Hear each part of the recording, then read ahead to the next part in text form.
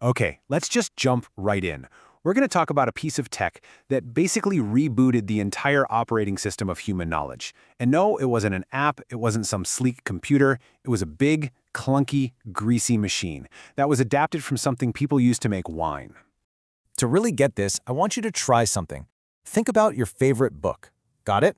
Now, imagine it costs as much as a 3-bedroom house, and there's maybe only one copy of it in your entire region. This isn't some dystopian fantasy novel. This was just reality before the mid-1400s. You see, before the printing press, knowledge wasn't an idea, it was a physical, luxury good. Every single book had to be copied by hand. You had a scribe, usually a monk, hunched over a piece of dried animal skin for hours and hours.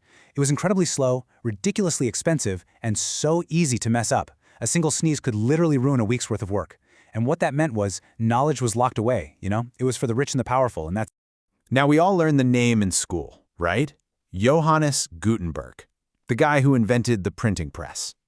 Well, here's the twist that makes this whole story so much more interesting. He didn't actually come up with the core idea. History is never quite that simple, is it? Just look at this timeline. It's kind of wild. The basic concept of movable type, using these little individual reusable characters to build words and sentences, that was invented centuries before Gutenberg was even born. Way back in the 11th century, a guy named Bishing in China was using characters made out of baked clay. And by the 14th century, Korean printers had already upgraded the whole system to a much more durable metal version. So that's the big question, right? If the tech was already out there, why didn't it cause a revolution in Asia first? Well, the answer is logistics. It's a simple, practical problem. Chinese and Korean languages have thousands of unique characters. So for a printer, trying to find the right character from this enormous library of type was actually slower than just having a scribe write the whole thing out by hand. But the Latin alphabet, with its tidy little set of 26 or so letters, that was a mathematical cheat code. It was the perfect software for this new hardware. And this is where we need to kind of reframe how we think about Gutenberg. He wasn't some lone visionary who had a lightning bolt of inspiration. No, he was a scrappy, hands-on engineer, a remix artist. His genius was seeing a bunch of existing ideas and figuring out how to combine them into one efficient, scalable, world-changing system. So what Gutenberg really built was a whole ecosystem. Each part had to work perfectly with the others. First, his background as a goldsmith was absolutely key. He knew exactly how to make a metal alloy that was precise and super durable. Second, he leveraged the simplicity of that Latin alphabet. And third, and this is my favorite part, he took a screw press, you know, the heavy-duty machine people used for crushing grapes for wine, and had this brilliant practical idea to use it to press ideas onto paper. He even had to invent a whole new kind of thick, oil-based ink that would actually stick to the metal type. It was the complete package. So the impact of this new system, well, it wasn't just a small improvement. It was a complete shift in reality. We're not talking about going from a horse to a slightly faster horse. We're talking about going from walking to suddenly having a rocket ship. Okay, so let's put some hard numbers to this. A really dedicated, really efficient scribe working all day long could produce maybe 40 pages of text. That was the absolute peak of information production for thousands of years. Just remember that number, 40. And now for the punchline. Gutenberg's press, in that same amount of time, could churn out 3,600 pages. Yeah, not 40, 3,600. The leap in productivity is it's almost hard to comprehend. In this chart, just shows you the insane scale of the disruption. I mean, look at that tiny little sliver for the scribe next to the absolute skyscraper of a bar for the press. This visual tells you everything. The old way wasn't just beaten, it was made totally irrelevant overnight. But the incredible speed, believe it or not, was only part of the story. The really profound change was what happened to the nature of information itself. The press introduced a concept that we totally take for granted today, the power of a perfect copy. Let's call it the power of identicality.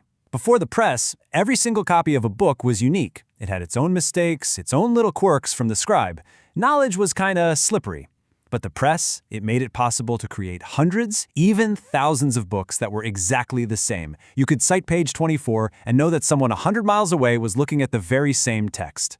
All of a sudden, information became stable. It became verifiable. And that stability? It unleashed a tidal wave of revolutions. The scientific revolution, that became possible because scientists could finally share identical datasets and check each other's work. The Protestant Reformation was fueled by the fact that ordinary people could read the Bible for themselves, instead of just listening to what someone told them it said.